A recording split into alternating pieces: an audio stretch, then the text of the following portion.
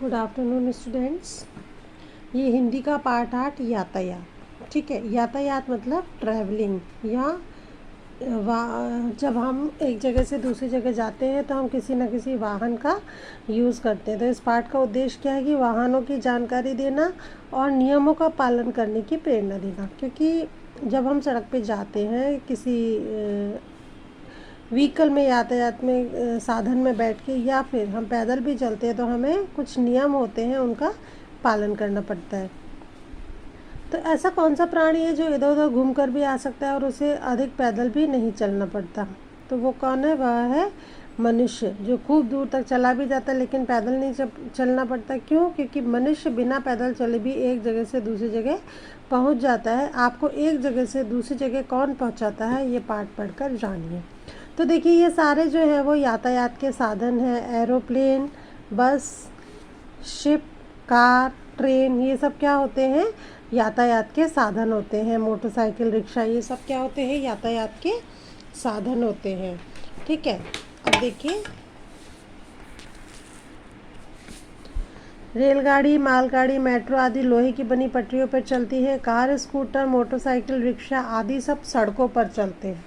हम भी पैदल सड़कों पर यात्रा करते हैं। हम पैदल ज़्यादा नहीं चल पाते, इसलिए हमें यातायात के साधनों की आवश्यकता पड़ती है। तो ये क्या होते हैं? ये सारे यातायात के साधन होते हैं। वाहन को चलाने के लिए ऊर्जा की ज़रूरत होती है। जैसे हमको खेलने के लिए, पढ़ने के लिए एनर्जी की ज़रूरत होती है। वो एनर्जी हमें कहाँ से मिलती है? फूड से, खाने से मिलती है। ऐसी वाहन को चलाने के लिए भी ऊर्जा की ज़रूरत होती है। तो ईंधन के रूप में हम क्या डालते हैं? पेट्रोल, डीजल, बिजली से भी चलती हैं कुछ यातायात, मतलब कुछ मशीनें, और बैटरी से चलती हैं। सूरज की धूप से, जिसको हम लोग सोलर एनर्जी बोलते हैं, का प्रयोग करते हैं। पहले रेलगाड़ियाँ भाप से चलाई जाती थी। भाप से मतलब कैसे? कि उनके इंजन में कोयला भरा जाता था और जब कोयला को जलाते थे तो उसमें से भाप निकलती थी और फिर भाप की हेल्प से ही रेलगाड़ी चलती थी। अब देखिए, सड़कों पर यातायात सही ढंग से चले, इसके लिए यातायात के कुछ नियम बनाए गए हैं, है ना? नहीं तो क्या होगा? सब लोग ही भागते रहेंगे और बहुत ज़्यादा एक्सीडेंट होंगे। हम सभी को यातायात के नियमों का पालन करना चाहिए। सभी वाहनों को सड़क के बाईं ओर चलाना चाहिए। आपने हमेशा देखा है ना, हम किस साइड चलते हैं? लेफ्ट हैंड साइड, बाईं ओर, इसको बाईं ओर बोलते हैं। चलाना चाहिए। फुटपाथ पर वाहन नहीं चलाना चाहिए। फुटपाथ पैदल चलने वालों के लिए बने होते हैं। फुटपाथ बने होते हैं ना सड़क के किनारे, वो पैदल चलने वालों के लिए होते हैं। बिना छत वाले वाहन जैसे स्कूटर, मोटरसाइकिल चलाने वालों को हेलमेट पहनना चाहिए और वाहन तेज़ गति से नहीं चलाना चाहिए। चौराहे पर लगी बत्तियों के संकेत के अनुसार ही हमें चलना चाहिए। लाल बत्ती का अर्थ है अपना वाहन रोक दो। पीली बत्ती का मतलब है तैयार हो जाओ और हरी बत्ती का अर्थ है वाहन चलाओ। लाल बत्ती पर वाहनों को ज़ेब्रा क्रॉसिंग से पहले बनी स्टॉप लाइन पर ही रुक जाना चाहिए ताकि उस पर पैदल चलने वाले आराम से सड़क पार कर सके। पैदल यात्रियों को ज़ेब्रा क्रॉसिंग से ही सड़क पार करनी चाहिए, भूमिगत पारगत से।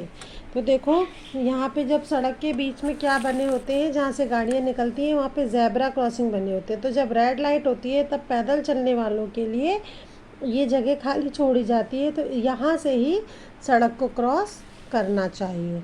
ठीक है, भूमिगत पथ, इसको बोलते हैं भूमिगत पथ। यदि किसी व्यक्ति को सड़क पार करनी हो तो सड़क के दोनों ओर देखकर सावधानी से सड़क पार करनी चाहिए। पहले हमें अपनी बाईं ओर देखना चाहिए, फिर दाईं ओर देखना चाहिए, अगेन बाईं ओर देखना चाहिए, यानी लेफ़्ट राइट, फिर अगेन लेफ़्ट, फिर हमको सड़क क्रॉस करनी चाहिए।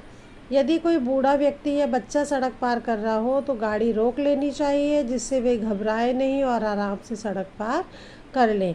तभी हम सुरक्षित यात्रा कर सकते हैं और यात्रा का पूरा लाभ उठा सकते हैं। इसके अलावा यदि किसी को हेल्प की ज़रूरत है, कुछ बूढ़े लोग होते हैं, कुछ अंधे लोग होते हैं, दिखता नहीं है, तो हमें उनको हाथ पकड़ के सड़क क्रॉस करवानी चाहिए।